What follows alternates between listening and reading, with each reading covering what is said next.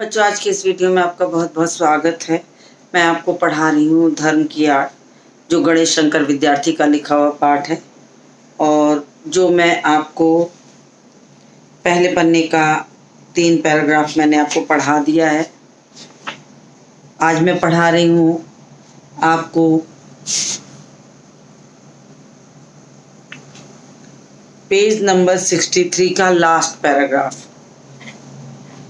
पाश्चात्य देशों में धनी लोगों की, गरीब मजदूरों की झोपड़ियों का मजाक उड़ाती हुई अट्टालिकाएं आकाश से बातें करती हैं।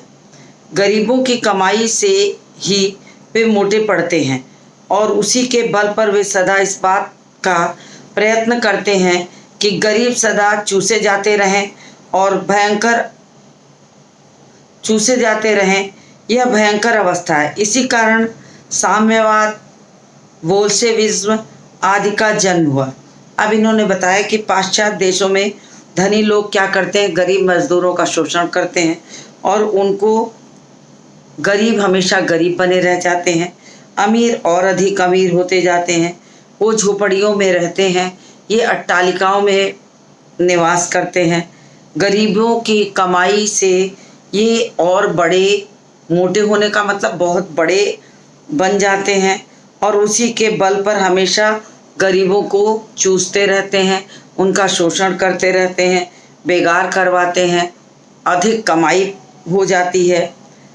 इसी कारण समाज में साम्यवाद, समानता का जो प्रश्न आया, साम्यवाद का जन्म हुआ। इसी के पीछे कारण था कि गरीबों का शोषण इतना ज़्यादा होने लगा था कि उनको रोकने के लिए साम्यवाद की प्रक्रिया में सबको समान अधिकार मिले, इसकी सोच को बढ़ावा देना चाहिए। हमारे देश में इस समय धनपतियों का इतना जोर नहीं है। यहाँ धर्म के नाम पर कुछ इने गिने आदमी अपने हीन स्वार्थों की सिद्धि के लिए करोड़ों आदमियों की शक्तियों का दुरुपयोग करते हैं। अब इन्होंने कहा कि हमारे देश में इस समय धनपतियों का इतना जोर नहीं है, धनी लोगों का इतना जोर नहीं है। यहाँ जो है वो है धर्म के नाम पर कुछ धर्मगुरु लोग, जो माने जाने कुछ लोग हैं, वो अपनी स्वार्थ सिद्धि के लिए, अपने फायदे के लिए करोड़ों आदमियों की शक्ति का दुरुपयोग करते हैं।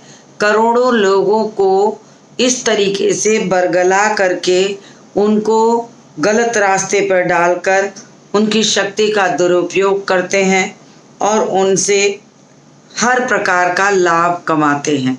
तो ये कहा गया है कि हमारे देश में धर्म की आड़ लेकर के लोग गरीबों को, कमज़ोरों को, उनकी शक्तियों का दुरुपयोग करके उनको नुकसान पहुंचाते हैं और गरीबों का धनाढ्यों द्वारा चूसा जाना उतना बुरा नहीं है। उन्होंने कहा कि पाश्चात्य देशों में अगर अमीर गरीब को चूसते हैं तो शायद इतना बुरा नहीं है, वो जीने लायक होते हैं, लेकिन हमारे यहाँ तो उससे भी बुरा है। हमारे यहाँ कहते हैं कि गरीबों का धनाढ्यों द्वारा चूसा जाना इतना बुरा नहीं, जितना बुरा है कि वहाँ धन की मार है, यहाँ है बुद्धि पर मार। हमारे यहाँ लोगों की बुद्धि को नष्ट किया जाता है, क्योंकि हमारे यहाँ पढ़े लिखे लोगों, सामान्य वर्ग या सामान्य से निम्न वर्ग जो होता है, उनमें शिक्षा का स्तर भी बहुत निम्न होता है। अब लोग क्या करते हैं, ऐसे ही वर्ग को वो बरगलाते हैं, गलत बातें बताकर सिद्ध करते। तो उन्होंने कहा कि पाश्चात्य देशों में तो अमीर व्यक्ति गरीब को, धनाढ्य व्यक्ति गरीब को चूसता है, धन कमाता है, लेकिन हमारे यहाँ तो उनकी बुद्धि ही खत्म कर दी जाती है। उनको इस तरह का बना दिया जाता है, बुद्धि से वो ऐसे पंग हो जाते हैं कि उन्हें ये समझ में नहीं आता कि क्या उचित है और क्या अनुचित है। संप्रदायवाद फैलाकर, जातिवाद फैलाकर, आपस की लड़ाइयाँ फैलाकर, इस तरह की चीज़ों को करके उनकी, वहाँ धन की मार है, वहाँ धन शोषण किया जाता है, यहाँ बुद्धि का शोषण कर लिया जाता है। बुद्धि का शोषण करने का तात्पर्य हुआ कि उनकी बुद्धि को भ्रष्ट कर दिया जाता है।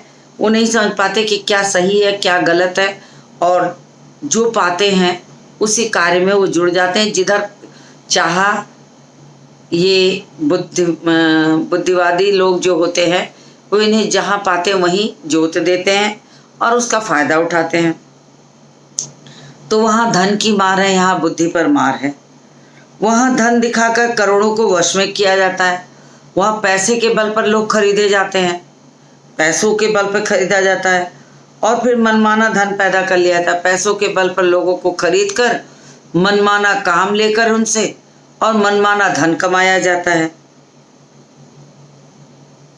मनमाना धन पैदा करने में जोत दिया जाता है वहाँ के लोग पाश्चात्य देशों में। और हमारे यहाँ क्या होता है? हमारे यहाँ होता है, यहाँ है बुद्धि पर पर्दा डालकर पहले ईश्वर और आत्मा के स्थान अपने लिए लेना।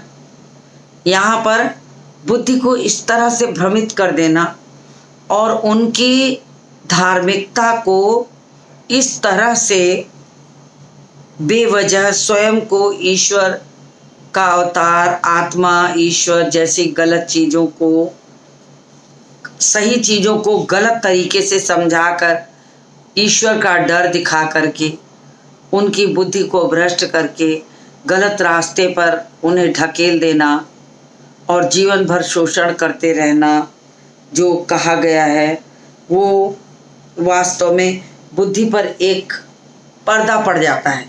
समझ में नहीं आता कि क्या सही है क्या गलत।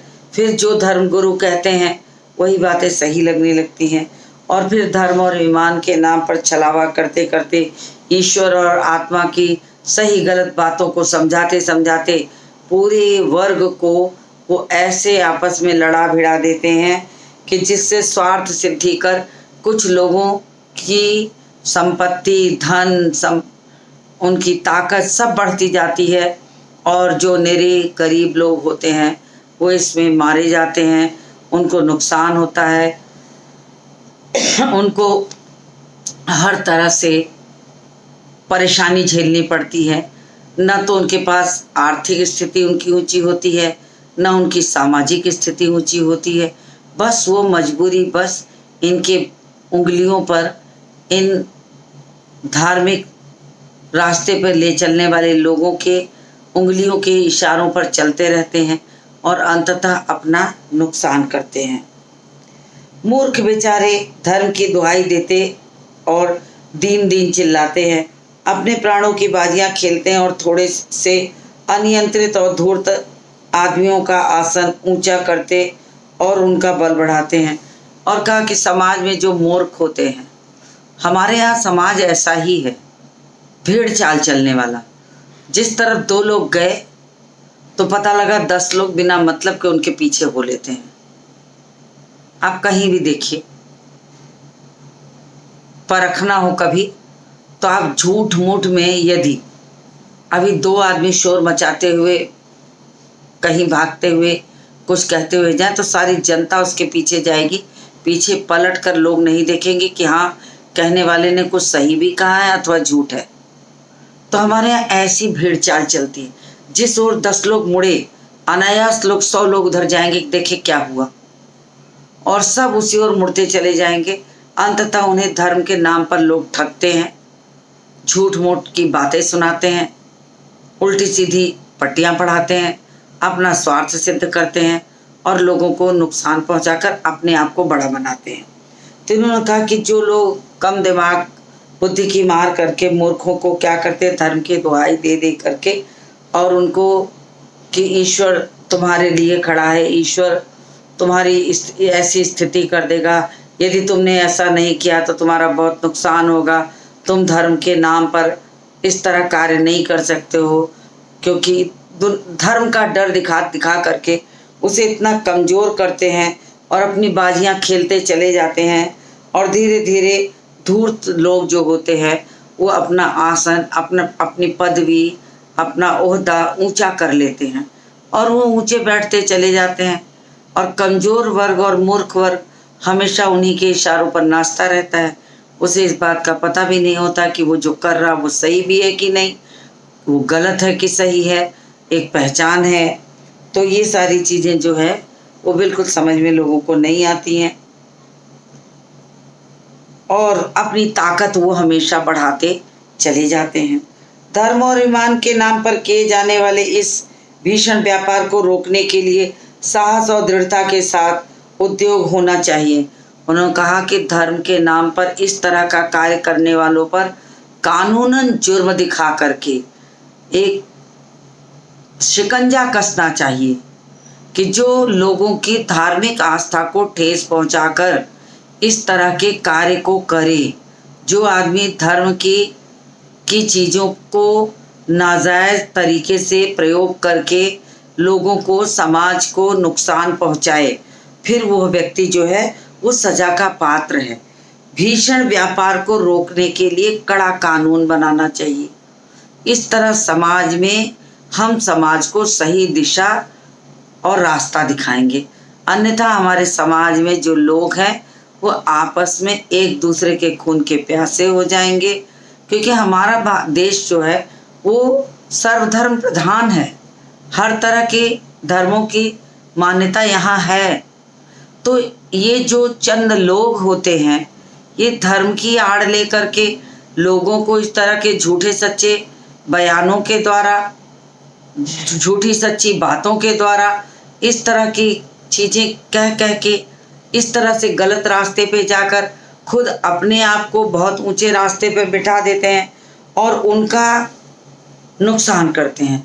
तो कहा कि बड़ी साहस और दृढ़ता के साथ इस काम को रोकने का प्रयास जनता को करना चाहिए, कानून को करना चाहिए। एक बार अगर डट कर हम इनका सामना करेंगे तो ऐसे लोग कभी भी स्थायी रूप से टिक नहीं सकते।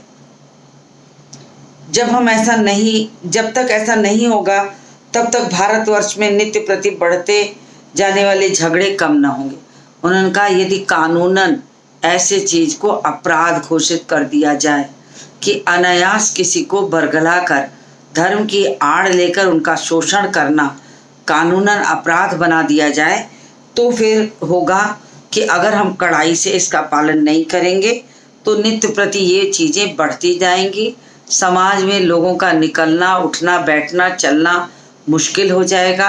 कोई किसी को भी जान से मार सकता है, खून का प्यासा हो सकता है और समाज में एक आतंकवाद फैलेगा। समाज में लोग एक वर्ग दूसरे वर्ग को हमेशा डरा धमका कर इस चीज़ को, पूरे सामाजिक माहौल को, वातावरण को पूरी तरीके से खराब करेंगे। तो इसे रोकने के लिए कानूनन कार्रवाई भी होनी चाहिए, तब जाके रुकेगा। क्योंकि भारत एक ऐसा धार्मिक देश है जिसमें धर्म के नाम पर उसे कुछ भी समझाया जाए वो बड़ी आसानी से समझ लेता है। तो इस तरीके से झूठे सच्चे वादे करके, झूठी सच्ची बातों के आधार पर यदि आपस में लड़ाने भिड़ाने का काम हो तो ऐसे काम को कानूनन रोक लगानी चाहिए। धर्म की उपासना के मार्ग में कोई भी रुकावट न हो। जिसका मन जिस प्रकार चाहे उसी प्रकार धर्म की भावना को मन में जगावे। अब उन्होंने कहा कि धर्म की उपासना पर कोई दबाव नहीं होना चाहिए। कोई दबाव डाल के, कोई रुकावट डालकर किसी धर्म विशेष को ऊंचा उठाकर दूसरे धर्म को नीचा गिराकर या किसी धर्म को की आस्था में को ठेस पहुंचा करके तरह तरह की परेशानियां डाल के अगर कोई कार्य किया जाता है तो वो अपराध है, वो उचित नहीं है। जिसका मन चाहे जो जिस धर्म को माने और जिसका मन चाहे जिस धर्म में विश्वास करे और जैसे चाहे उसका पालन करे। तो धर्म की भावना मन में जो जगे उसके पालन करने की स्वतंत्रता होनी चाहिए। हमें ऐसे लोगों को जो धर्म के नाम पर छलावे करते हैं पहले उनका पता लगाना चाहिए, फिर करना चाहिए कि ऐसे लोगों पर एक कड़ाई से शिकंजा कसना चाहिए कि समाज में गलत अफवाहें फैलाने वाले जो लोग हैं उन पर कड़ाई से रोक लगनी चाहिए। धर्म और ईमान मन का सौदा हो, ईश्वर और आत्मा के बीच का संबंध हो, आत्मा को शुद्ध करने और ऊंचे उठाने का साधन हो। उन्होंने कहा धर्म वास्तव में आत्मा को शुद्ध करने का साधन होना चाहिए। धर्म किसी की बुराई नहीं करनी चाहिए, धर्म के नाम पर लोगों को लड़ाना नहीं चाहिए और न तो किसी भी धर्म में कोई भी गलत बात कही गई है। कोई भी गलत बात धर्म में कही ही नहीं गई है। गलत करने के लिए ये सामाजिक ठेकेदार जो हैं वो इसे गलत बनाते हैं, वो इसे गलत तरीके से लोगों को रास्ते में भड़काते हैं। वास्तव में धर्म तो ईश्वर और आत्मा का संबंध है, आत्मा को शुद्ध करता है और ऊंचे उठने का एक साधन है। सात्विकता है, विचार है, ऊंचे उठने का साधन है। लेकिन अगर वास्तव में हम धर्म को धर्म की तरह पालन करें तो, यदि हम धर्म की आड़ लेकर अपने जेबें गर्म करें, अपना फ़ायदा देखें, लोगों को नुकसान पहुंचाएं, लोगों को तकलीफ़ें दें, तो हम वास्तव में धार्मिक व्यक्ति नहीं हो सकते। धर्म कभी भी किसी में लड़ाई की ली बात नहीं करता। धर्म सच्चा सौदा है, जिसे अपनाने से, जिसे मानने से हम मन से शुद्ध होंगे, शुद्धाचरण को करेंगे। लेकिन हमारे ही समाज के कुछ लोग इसी धर्म को गलत तरीके से उसकी पैरवी करके, गलत तरीके से लोगों के सामने पेश करके, एक गलत अफवाहें फैला करके लोगों को नुकसान पहुंचाते हैं और लोगों को तकलीफ़ें देते हैं। आपका मन चाहे उस धर्म में आप माने या दूसरे में का मन चाहे उस प्रकार के धर्म को माने। जब हमारे यहाँ देश में धार्मिक स्वतंत्रता है तो हम किसी भी धर्म को माने, इससे धर्म के ठेकेदारों को क्या आपत्ति होती है? यदि हम धर्म में विश्वास करते हैं, हम जिस धर्म में विश्वास करते हैं, हमारे धर्म को मानने की हमें स्वतंत्रता कानूनन भी है और धार्मिक भी है। तो हमें क्या करना चाहिए? हमें दूसरे लोग जो हैं, जो हमें गलत रास्ते पर ढकेलते हैं, धर्म के नाम पर हमें लूटते हैं, हमें हर तरह से लोगों को कुछ एक समूह बना लेते हैं, वो समूह लोगों के बीच जा जाकर धर्म का गलत प्रचार करता है। एक बड़ा समूह है, 4 से 6 लोग अगर एक समूह से निकलकर समाज के अलग अलग जगहों पर जाकर अगर वे गलत प्रचारक बन करके लोगों को अलग अलग तरीके से छलावे में डालकर उन्हें तकलीफ़ें दें, तो वास्तव में हम गलत रास्ते पे निकल जाते हैं। हमारी स्वतंत्रता, हम किसी भी धर्म को माने, धर्म में आपसी टकराहट नहीं होती, न तो कभी इनका आपसी धर्म के नाम पर लड़ाई होती। जब भी ये लड़ाइयाँ हुई हैं, इसके पीछे कोई ना कोई राजनीतिक चालें हैं।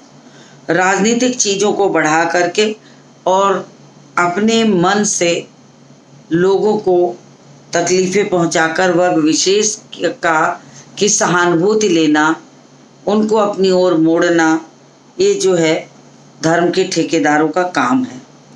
यदि किसी धर्म को मानने वाले कहीं ज़बरदस्ती टांग अड़ाते हों तो उनका इस प्रकार से कार्य देश की स्वाधीनता के विरुद्ध समझा जाए। यदि ज़बरदस्ती धर्म के ठेकेदार धर्म के लोगों को गलत रास्ते पे मोड़ें, उन्हें डर, भय और लालच के माध्यम से गलत रास्ते पे मोड़ें, तो ये स्वाधीनता के विरुद्ध माना जाए। स्वतंत्र भारत में इन सब चीज़ों को गलत सिद्ध किया जाए और ऐसे लोगों को ढूंढकर उनके ऊपर कानूनी कार्रवाई की जाए, उन्हें सही रास्ते पर चलने के लिए कहा जाए। समाज को गलत रास्ते पे ढकेलने वाले सामाजिक दोषी हैं, धर्म के गलत प्रचार करने वाले, धर्म के गलत प्रचारक जो हैं, उन सजा के पात्र हैं। तो उनको इस तरह से हमें ये समझाना होगा कि गलत रास्ते पर ले जाने वाले आप स्वतंत्रता के विरुद्ध चल रहे हैं, इसलिए आप दंड के भागी हैं। देश की स्वाधीनता के लिए जो उद्योग किया जा रहा है वह दिन निस्संदेह अत्यंत बुरा था। जिस दिन स्वाधीनता के क्षेत्र में खिलाफत, मुल्ला और मौलवियों और धर्माचार्यों को स्थान दिया जाना आवश्यक समझा गया, इन्होंने कहा कि देश की स्वाधीनता के लिए जो भी कार्य हो रहे हैं, उस दिन वो अत्यंत बुरा दिन था जिस दिन हम लोगों ने किसको देश की स्वतंत्रता में या स्वतंत्रता के खिलाफ क्षेत्र में जो तमाम तरह के खिलाफत करने वाले मुल्ला मौलवी और हमारे धर्मगुरु धर्माचार्य लोग थे, इनको हमें अवश्य समझाने की आवश्यकता है। इनको हमने जो गलत जगह पर स्थान दे दिया, इनको गलती से हमने थोड़ा सा सहयोग कर दिया, तो ये जो थे पूरे समाज का हित करने पर उतर गए। धर्माचार्यों को स्थान दिया जाना आवश्यक समझा गया, तो आवश्यक तो समझा गया, मगर हुआ क्या कि इन्होंने समाज को सही दिशा नहीं दी। एक प्रकार से उस दिन से हमने स्वाधीनता के क्षेत्र में एक कदम पीछे हट कर रखा था, तो इन्होंने समाज का अहित करने के लिए जो कदम आगे बढ़ाया, समाज की स्वतंत्रता अपने सामाजिक दायित्वों के साथ एक कदम पीछे हट गई। यानी हम जो थे आगे बढ़ने के बजाय पीछे हटने लगे। हमारे पास वास्तव में देखा जाए तो सही रास्ते पर चलने का जो सही रास्ता, सही दिशा दिखाने वाला था, वो सब चीज़ें हमने गलत देखना शुरू कर दिया और हमारी स्वाधीनता पर भी ठेस पहुंचने लगी। तो ये चीज़ें भी यहाँ कही गई हैं।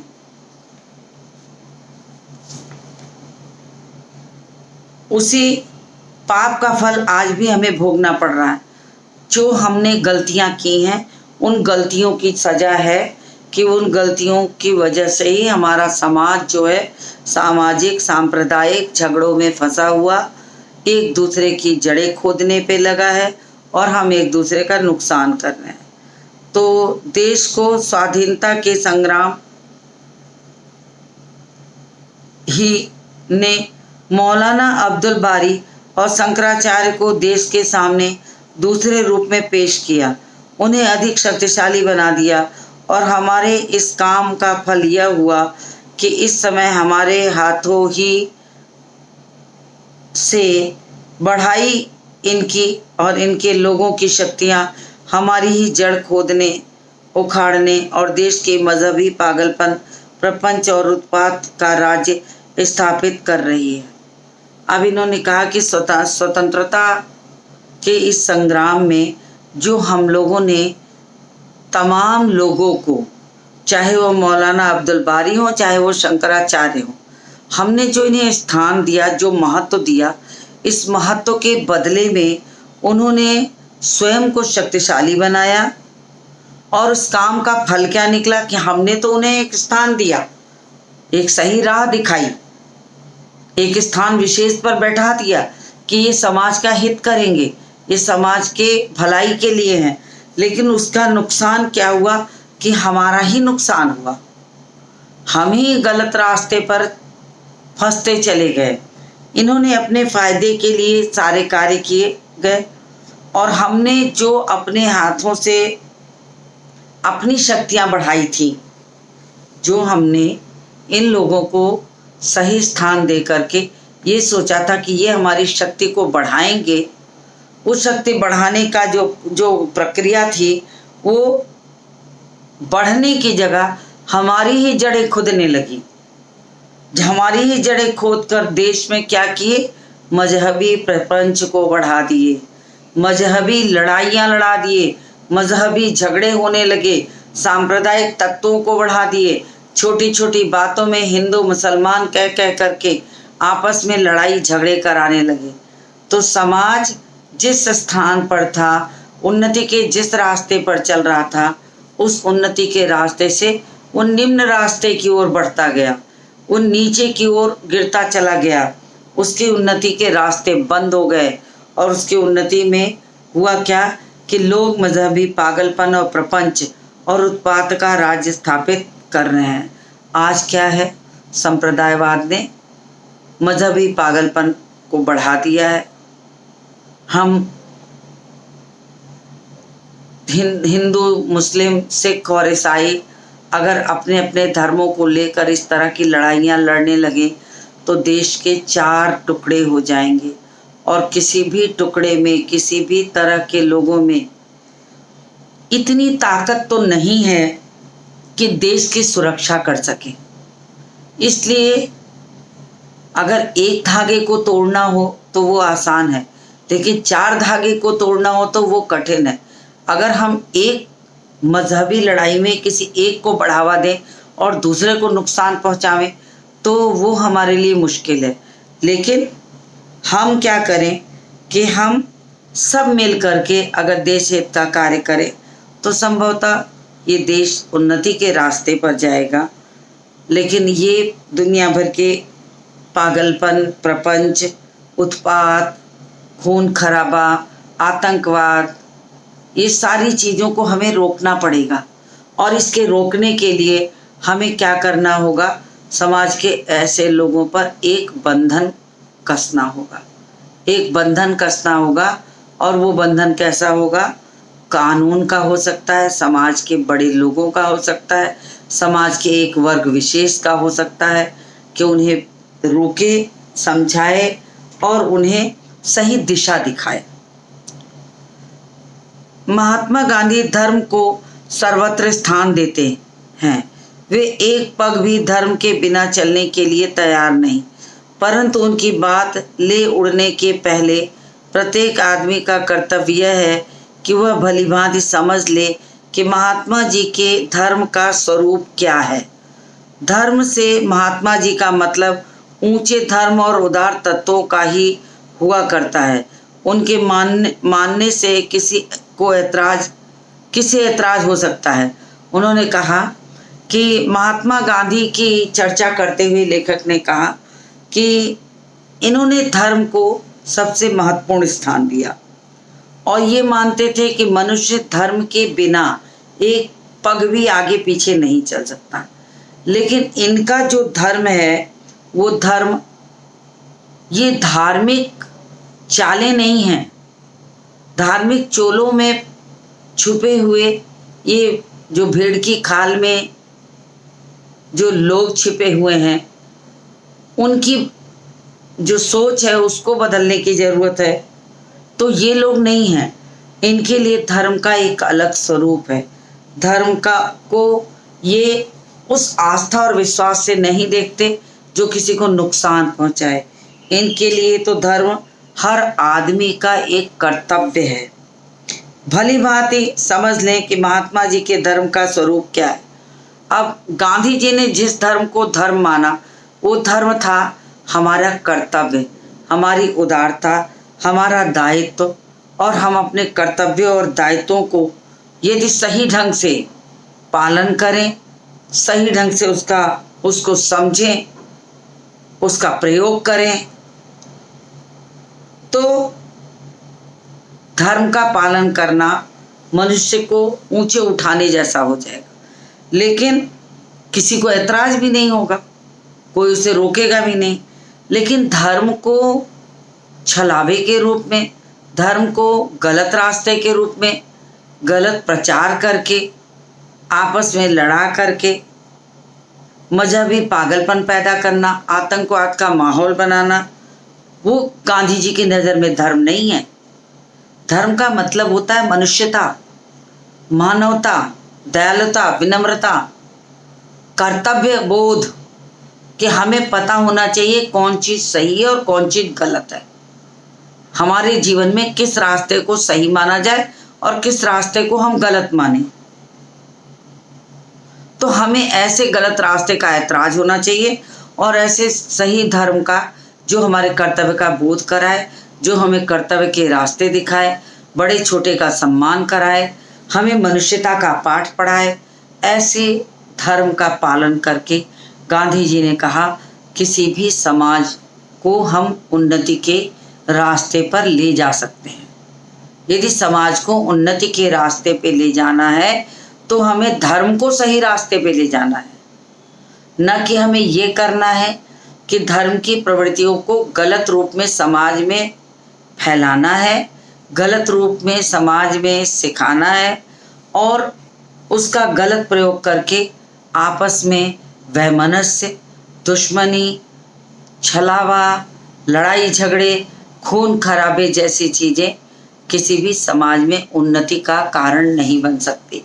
तो इन्होंने, गांधी जी ने ये चीज़ भी समझाई है कि वास्तव में हमें क्या करना चाहिए, धर्म का सही रूप क्या है, ये जानने की आवश्यकता उन्होंने बताई। धर्म के आड़ पर होने वाले पाप, धर्म के आड़ पर होने वाली बुराइयों को, हमें सामाजिक उन्नति में बाधा पहुंचाने वाली चीज़ों को जब हम रोकेंगे तभी हमारी सामाजिक उन्नति होगी। तो मुझे उम्मीद है कि आपको इतने हिस्सा पाठ का समझ आ गया होगा।